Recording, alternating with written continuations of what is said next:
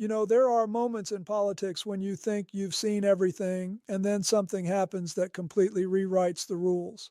Well, my friends, we're living through one of those moments right now. What I'm about to tell you isn't just about an election or award ceremony. It's about a collision between power and truth that's shaking the very foundations of American journalism. According to multiple political analysts and recent polling data, Trump appears positioned for what many are calling his expected return to power. But here's where the story gets interesting and troubling. The Pulitzer Prize Board, that prestigious institution that's been the gold standard of journalistic excellence for over a century, has just taken an unprecedented step that nobody saw coming. Let me paint you a picture of what's happening behind closed doors in newsrooms and boardrooms across America, because what started as election speculation has now become something much bigger, a battle for the soul of American journalism itself. I've been in politics long enough to know when institutions start moving in ways they've never moved before, you need to pay attention. And what the Pulitzer Board is doing right now, I've never seen anything like it in all my years of public service. Here's what we know so far. Sources close to the Pulitzer Prize Board are suggesting that they're preparing what insiders are calling an unprecedented response to Trump's anticipated return to the White House. Now, before you think this is just another political squabble, let me tell you why this matters more than you might realize.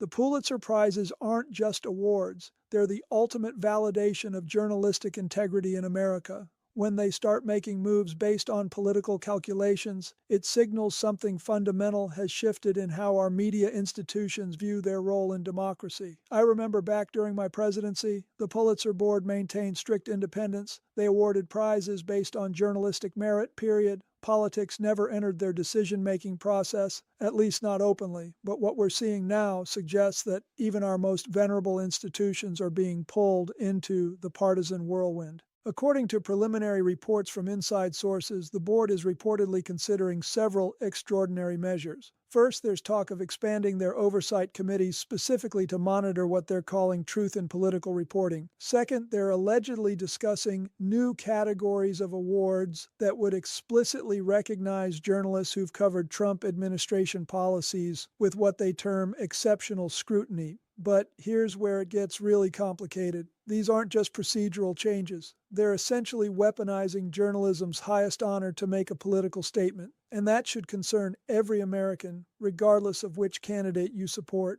Let me tell you something I learned during my 8 years in office. When institutions start abandoning their traditional neutrality, it creates a dangerous precedent. Today, it might be the Pulitzer Board positioning themselves against Trump's expected victory. Tomorrow, it could be any institution using their platform to influence political outcomes. The timing of these moves is particularly revealing. Based on current electoral projections and insider political chatter, Trump's path to victory seems increasingly clear to many observers. Rather than waiting for actual policy implementation or administrative actions, the Pulitzer Board appears to be preparing preemptive measures. That's not journalism. That's political activism disguised as institutional oversight. Now, I want to be clear about something. I've had my differences with Donald Trump, and I've been vocal about my concerns regarding press freedom during his previous tenure. But what the Pulitzer Board is reportedly planning crosses a line that shouldn't be crossed by any institution that claims to uphold journalistic integrity. Here's what really worries me about this development. Sources suggest that major news organizations are being quietly contacted by board members to discuss collaborative approaches to covering a potential second Trump presidency.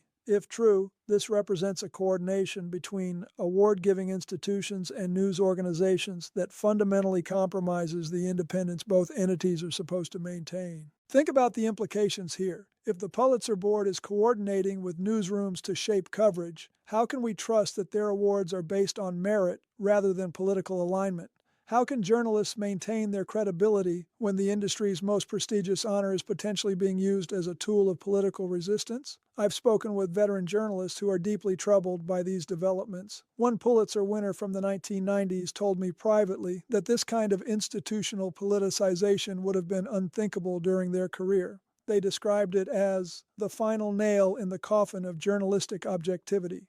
But let's dig deeper into why this matters for every American. The Pulitzer Prizes don't just recognize good journalism, they influence public perception about what constitutes important news.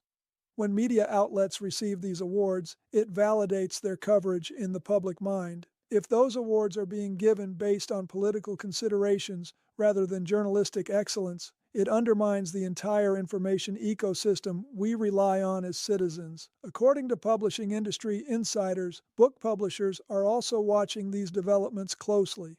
There's speculation that Pulitzer recognition could become a factor in determining which political memoirs and investigative works receive major publishing deals. This creates a feedback loop where political messaging gets reinforced through supposedly independent cultural institutions.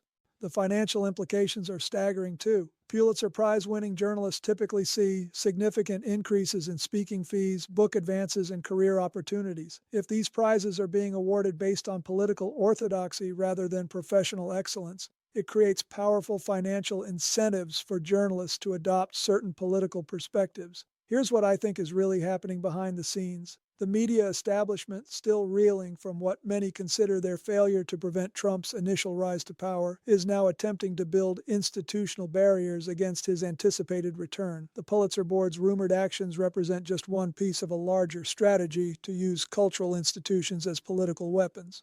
But this strategy is fundamentally flawed and dangerous. When you politicize institutions that are supposed to be neutral arbiters of excellence, you don't strengthen democracy, you weaken it. You create a situation where citizens can't trust any institution to be fair or objective. I'm reminded of something that happened during the Cold War, when some American cultural institutions were secretly funded by the CIA to promote anti-communist messaging. When that was revealed, it damaged the credibility of those institutions for generations. What we're potentially seeing now with the Pulitzer Board could have similar long-term consequences.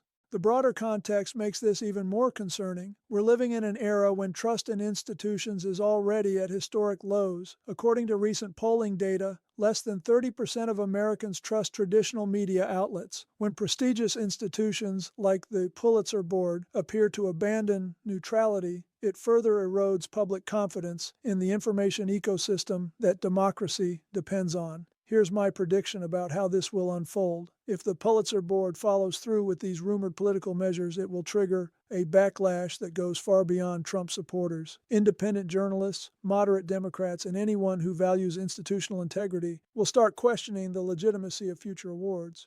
We might see the emergence of alternative journalism prizes specifically designed to counter what critics will call the politicization of the Pulitzers.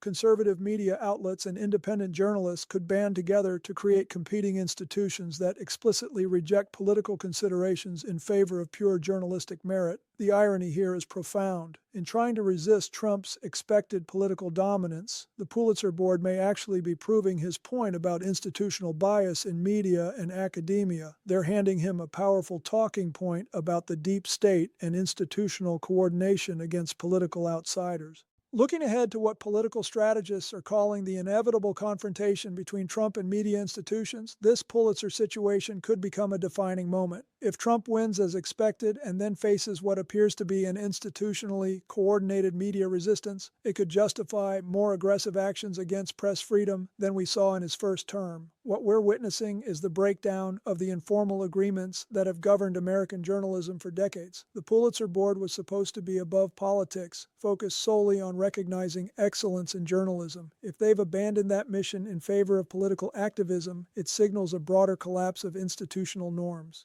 For young journalists entering the profession, this creates an impossible situation. Do they pursue the truth wherever it leads, knowing it might cost them professional recognition if it doesn't align with institutional politics? Or do they shape their coverage to fit the political preferences of award-giving bodies and major news organizations? Here's what I think needs to happen. Americans need to demand transparency from the Pulitzer Board about their decision-making processes.